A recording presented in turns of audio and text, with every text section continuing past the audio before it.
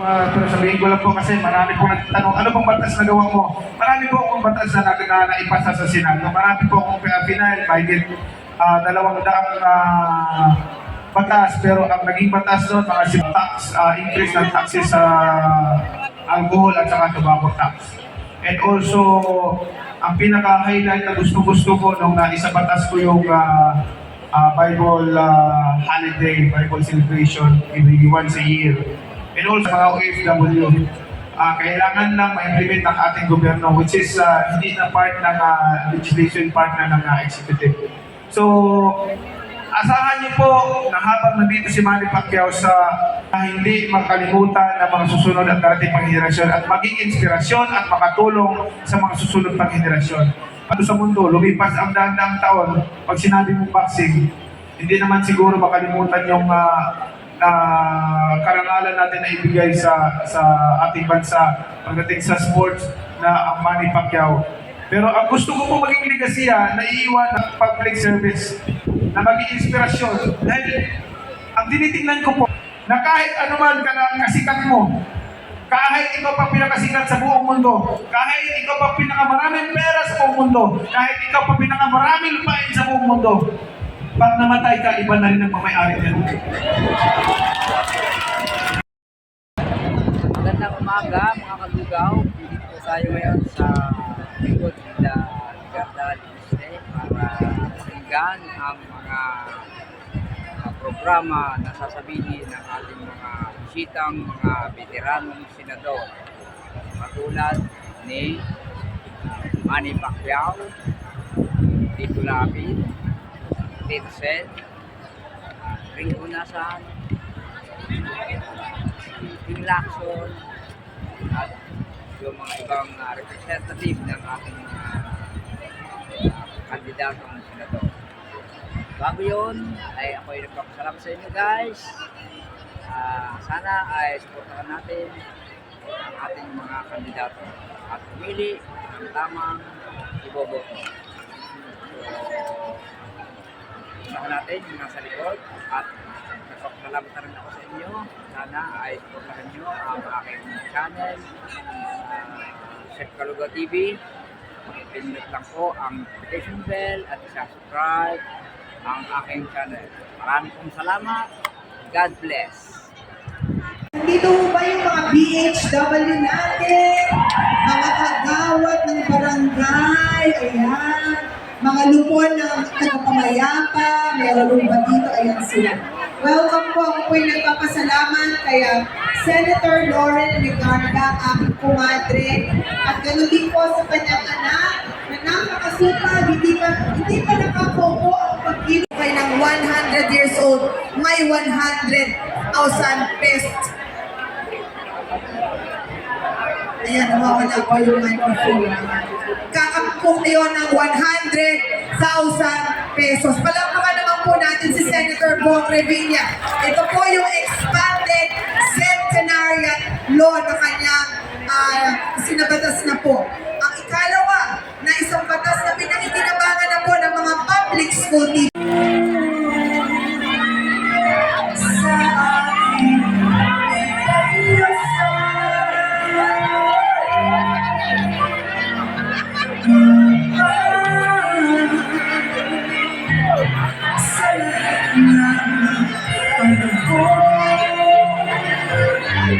Bawat pagkakataon ang ibig mo'y ikaw.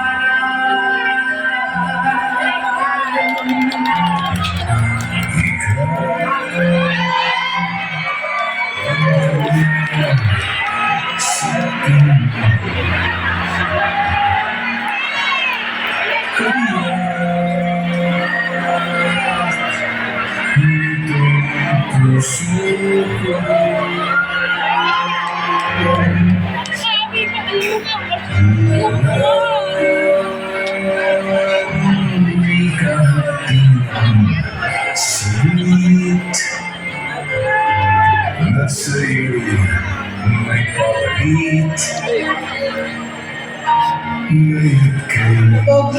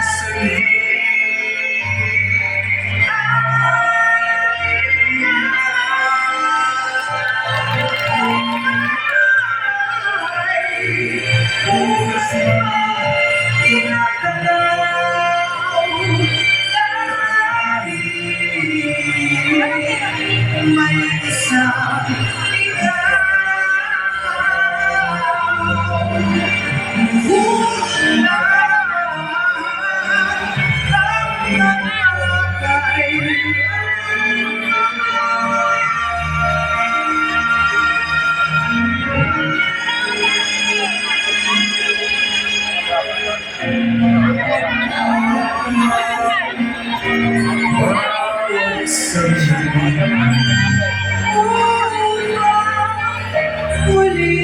ay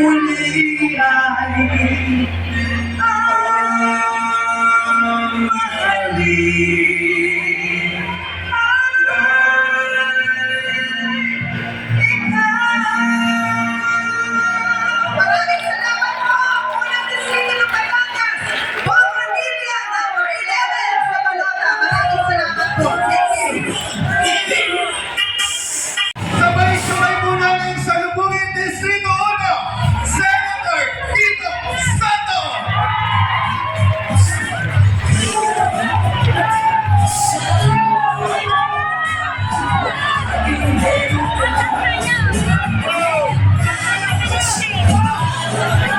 Distrito 1, sabay-sabay natin palampakan!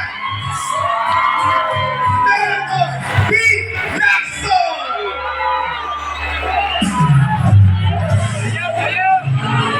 Dahil sa po, Distrito 1, Senator Tito Honasa!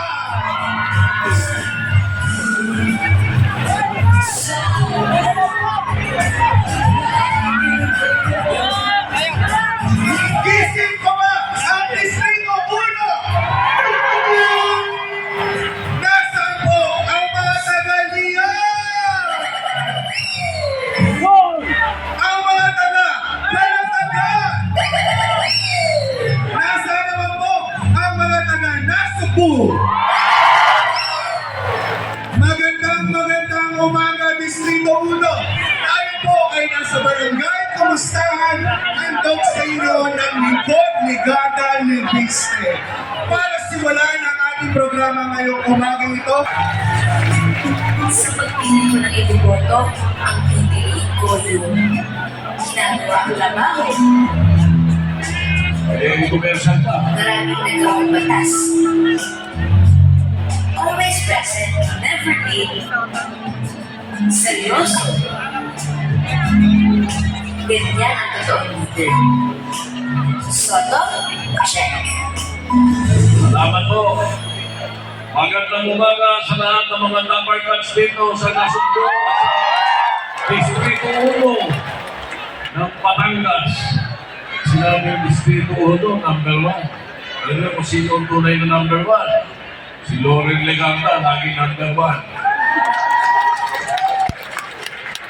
Eh, ito po yung tinatawag na ang bunga ay hindi nahuhulog ng malayo sa puno. Kaya si Leandro Leganda Libiste tiyak na magiging mahusay na legislator.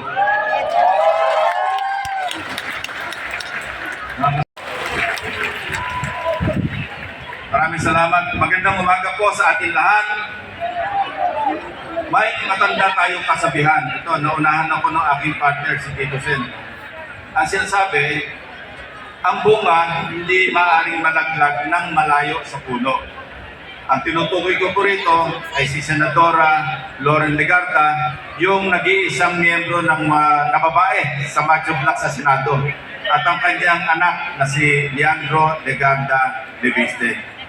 Kung matalino ang nanay, malayo naman maging bobo yung anak, hindi ba? Kung masipag ang nanay, hindi naman siguro magiging tamad yung anak. At kung magaling yung nanay, malamang sa hindi, magaling din yung anak. Meron na akong kukwento sa inyo. No? Ito, matagal na, Senator Loren, alam mo, mabigit kumulang siguro mga 40 taon na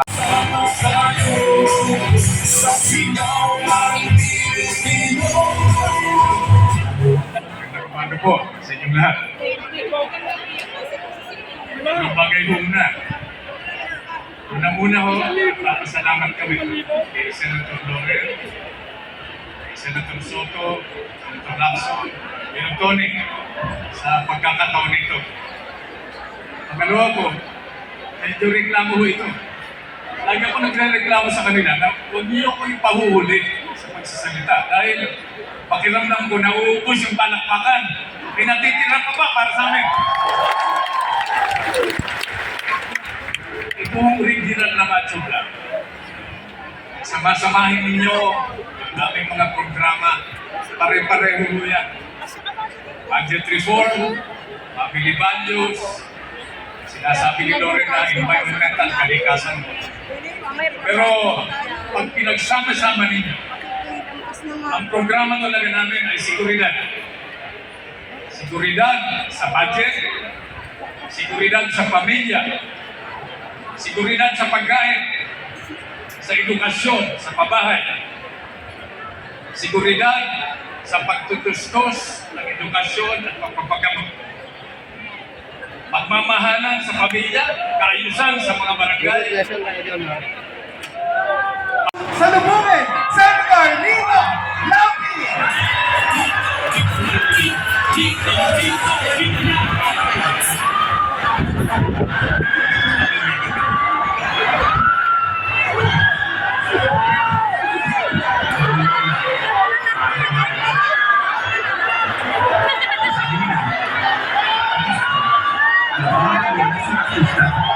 Marami kayo nagawa. Si Senator Lito.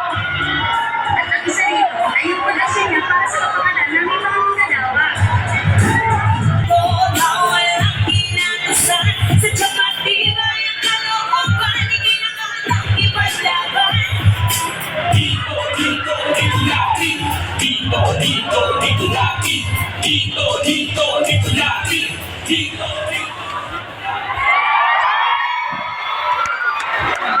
Magandang umaga po sa inyo lahat! Dito sa Nasugbo! Kumusta na po kayo? Nanonood pa kayo ng Bata Quiapo? Pinakukumusta kayo ni Tanggol? Ako, anong pangalan ko doon sa Bata Quiapo? Wala na ako doon. Namiss nyo ba si Supremo? Kaya nawala po na ako ng pansamantala. Bawal na po sa batas na lumabas doon ako doon. Kaya pero nandito ako sa harap nyo para pagsilbihan kayo. Ha? Gusto ko muna po magpakilala sa inyo. Ako po ay 3 beses na. 3 beses po, 3 taon po ako naging Vice Governor ng Pampanga. 3 beses din po ako naging Gobernador ng Pampanga. Yun nga po, ano daw ang ginawa ko sa Senado? Sabi ko naman, ako po ay nakapagsumiti ng batas na mahigit at yan po ay tinawag na lapid law. Alam niyo ba, ang pinakamagandang senadora doon sa Senado, pag nandito na ang kanyang anak, si Leonardo Legazpi. Palakpakan po natin. Palakpakan. Sorry lang, nagkakamali. Tao lang eh. Lebiste. Yun po, ha?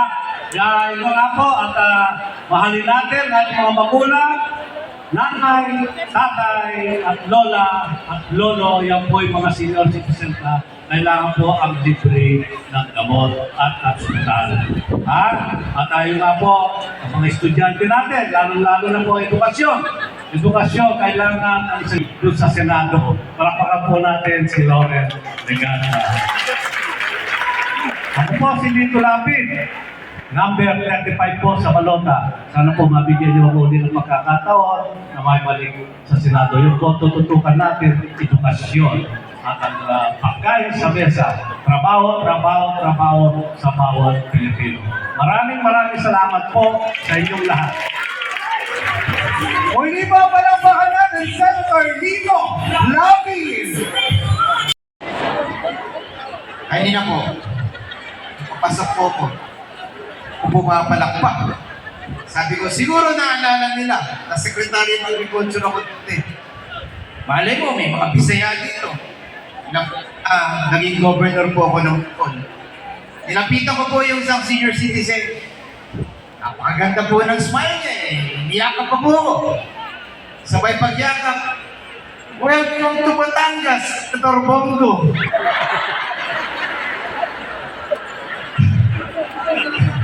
Muntik po akong umuwi, bumalik sa sasakyan ko eh. Pero ako po si Aitiak, ako po ay naging kalihim sa kagawaran ng pagsasaka noong panahon ni President Gloria Arroyo po. Naging 3-term congressman po ako at naging gobernador po ng lalawigan ng Bohol. Pero bumibisita po ako sa Batangas ngayong araw sa paanyaya po ng incoming congressman ninyo, si Leandro Leviste. Palakpakan po natin si Leandro. Dito po sa Nasugbu, nakikita natin ang potensyal na magkaroon ng marami pang mga industrial developments na magbibigay ng mga magagandang job opportunities sa ating mga kababayan. Pero ang problema po ay minsan nag-brown out sa atin. At ganoon din po sa Lian at Calatagan, napakarami po ang mga magagandang tourism potential developments. Pero mahirap po na mag-develop ng mga resorts sa Nasugbu, Lian at Calatagan kung palaging brown out. Kaya salamat po kay Mayors Barcelon, Palacio, Pehi, at sa ibang mga mayors ng unang distrito na silang lahat po ay pumirma ng isang resolution calling for additional help para sa bibigay ng budget o tulong para sa upgrading ng mga distribution network dito sa unang distrito para sana sa mga darating na mga taon wala nang brownout sa unang distrito. Ang pangunahing advokasya pati na rin po sa pagdala ng mga proyekto mula sa ibang mga ahensya ng gobyerno dito po sa unang distrito. Sa puntong ito, gusto ko lang pong magbilin na ang isa pang senator na in-expect natin ay darating sa ilang mga minuto. Kaso siya po ay nagmumotor. Kaya hindi na-contact ng staff niya exactly kung nasaan po siya ngayon. Kaya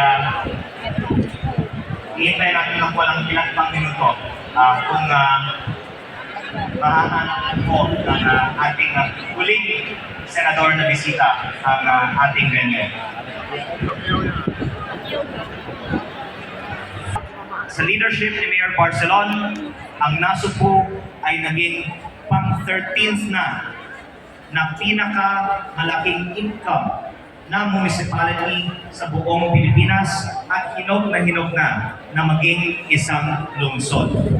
Kaya kung maaari po, sana sa unang araw ng bagong kongreso, maihaya na po ang bill para sa cityhood ng Nasugbu. At pag ang Nasugbu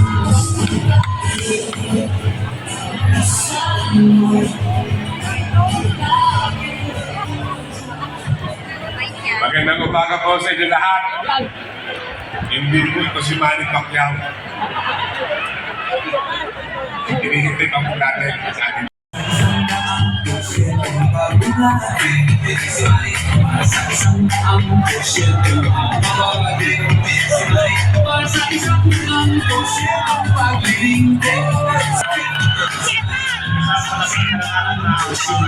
Welcome sa Nasugbu at sa unang distrito, si Senator Manny Pacquiao.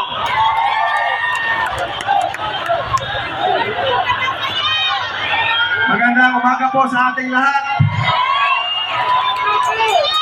Maraming salamat po sa ating